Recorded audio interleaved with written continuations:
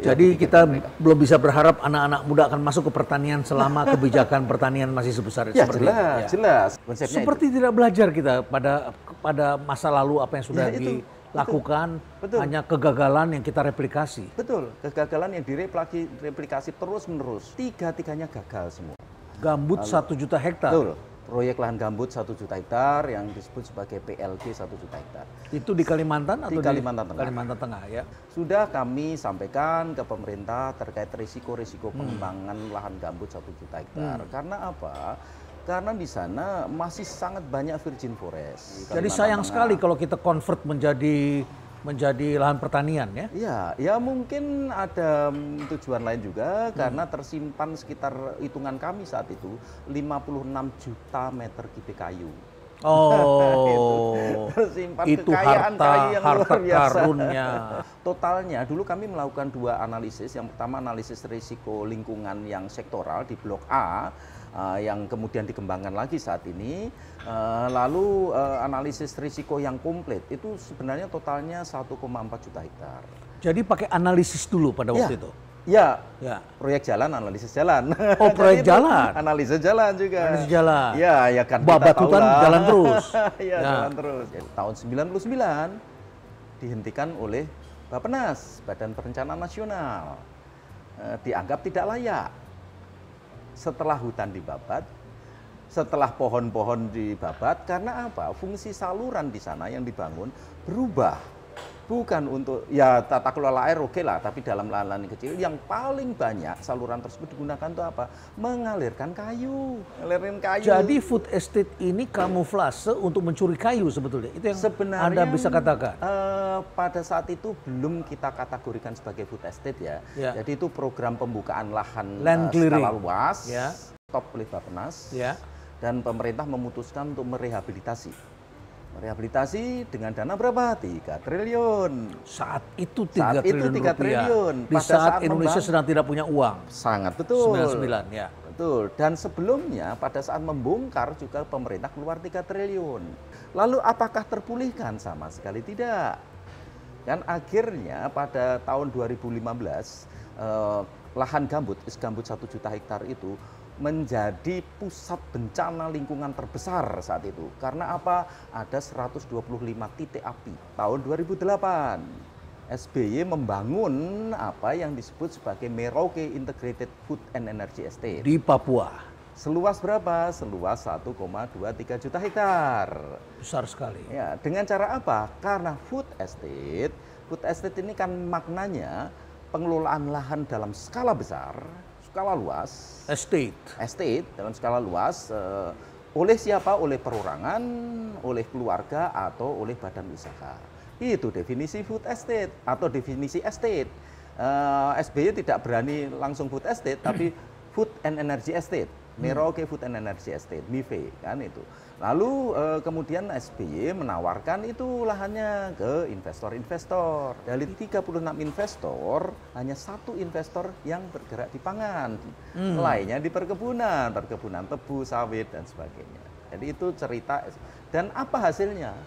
Gagal total juga.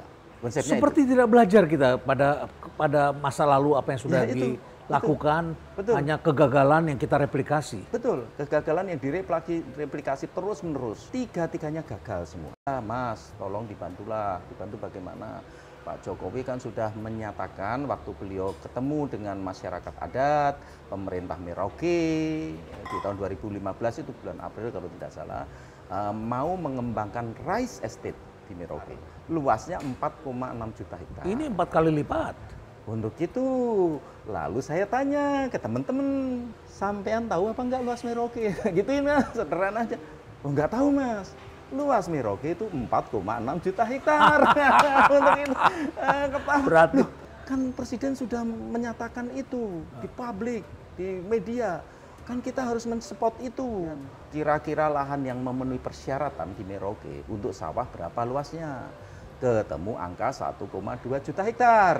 Akhirnya angka itu yang dipakai oleh pemerintah sampai detik ini terkait dengan Merauke Rice Estate. Minggu setelahnya saya ditelepon oleh Menteri, Pak tolong ini dibantu. Kami mau mengembangkan rice estate di Merauke. Setiap tahun akan kami buka 250.000 hektar sawah. Saya di dalam hati ketawa-ketawa kan. Kenapa Anda ketawa? Nggak mungkin aja lah, udahlah ini proyek yang pasti gagal saya gitu kan. Jenengan tahu apa enggak penduduk Merauke berapa? Gituin. Penduduk Merauke itu 174.000. Penduduk aslinya 55.000. Jenengan mau bikin lahan sawah 1,2 juta hektar. Satu petani bisa mengelola 2 hektar, itu sudah super luar biasa kan. Lalu, kalau 1,2 juta hektar perlu wong piro mbak? Perlu orang berapa? Saya gitu kan. 600.000 bisa dibayangkan. Mau memindahkan orang 600.000 ke Merauke, selesai sudah Mbak Papua. Dipindahkan dari Jawa 600.000 ke situ lalu bagaimana? Guncangan sosial dan akan luar biasa besar.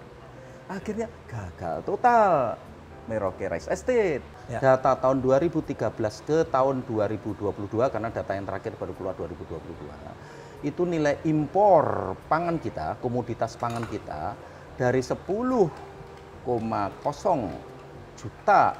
miliar US dollar ke 18,6 miliar US dollar. Hampir 2 kalinya. Hampir 2 kali hanya dalam tempo less than 10 years.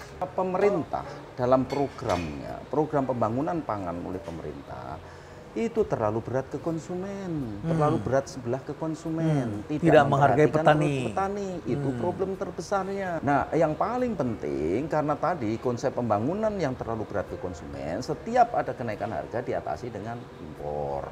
Atau pemerintah memandang wah ini inflasi pangan akan bahaya, impor. Jadi petani tetap harus dijual dengan harga murah. Iya.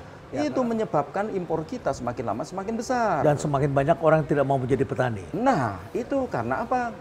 Ngapain berusaha untuk rugi? Dan persoalannya di sana. Nilai tukar petani tanaman pangan. NTP. Nilai tukar petani tanaman pangan. Selama 10 tahun terakhir ini, itu selama 5 tahun, nilai NTP di bawah 100. Apa makna di bawah 100? Nanam rugi. Nanam untuk rugi. Itu yang terjadi. Kalau rugi ya sudah. Biaya produksinya 100 tetapi dapat uangnya untuk menjual 98, katakanlah 90 gitu kan. Itu kan rugi kan. Jadi kita belum bisa berharap anak-anak muda akan masuk ke pertanian selama kebijakan pertanian masih sebesar seperti itu. Jelas. Selama kebijakan pangan kita masih berat sebelah ke konsumen, tidak akan berhasil. Jadi itu masalahnya. Karena apa? Karena daripada nanam kedelai sendiri, panen aja di Tanjung Priok, harganya jauh lebih murah kan? Kita tahu Thailand waktu presiden yang lama, dia mengeluarkan program untuk membantu menampung produk-produk yang dihasilkan petani dengan harga yang lebih tinggi dibanding biaya produksi. Sehingga petani sangat bersemangat, yang menyebabkan tahun 2017 Thailand kelebihan beras sampai 12 juta ton. Beras di Thailand jauh lebih mahal dibanding di Indonesia, harus diingat. Harga beras per kilo, sebagaimana beras di kita, beras kita kan premium ya, itu sudah 18.000. Beras premium kita saat ini ya kuotanya naik tinggi itu baru sekitar 14.000, 15.000. Masih jauh dengan Thailand. Kita di Indonesia ini salah satu negara dengan harga beras terendah. Walaupun harga beras sudah naik saat ini. Iya, itu pun masih terendah. Jadi dari sisi situ saja tidak ada keinginan untuk memberdayakan petani untuk meningkatkan kesejahteraan mereka.